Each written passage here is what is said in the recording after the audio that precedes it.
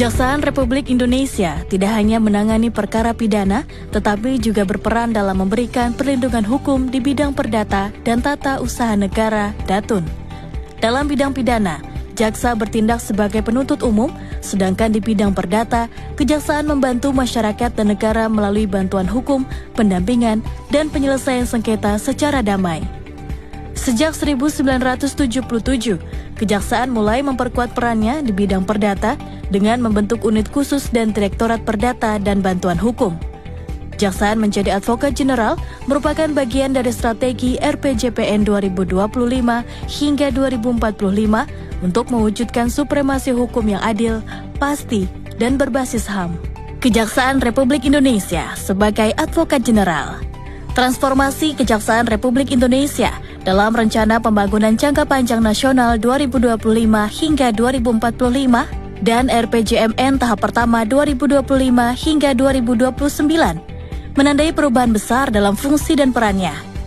Dari sekedar penuntut umum, Kejaksaan kini bertransformasi menjadi advokat jeneral, pengacara negara yang aktif melindungi kepentingan publik dan memberikan bantuan hukum baik kepada pemerintah maupun masyarakat.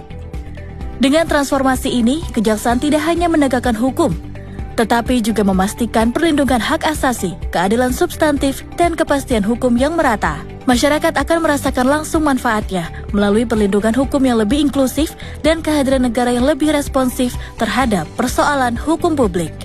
Di Datun ada 3 direktorat, Perdata, Lembagaan Hukum, dan Tata Usaha Negara (TUN). Ketiga direktorat ini bersinergi dalam memberikan pelayanan hukum yang optimal untuk menjaga kepentingan negara serta melindungi hak masyarakat.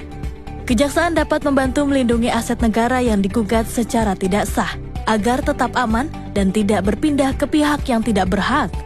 Dalam hal ini, Kejaksaan dapat memberikan pendapat atau nasihat hukum baik berupa legal opinion maupun legal advice kepada instansi pemerintah, BUMN, atau kepala daerah. Dengan begitu, Kejaksaan turut mendampingi pelaksanaan kegiatan pemerintah yang memiliki potensi resiko hukum.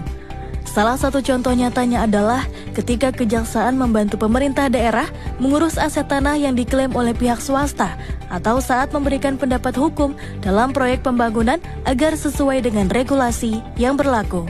Kejaksaan di bidang Datun memberikan berbagai layanan hukum yang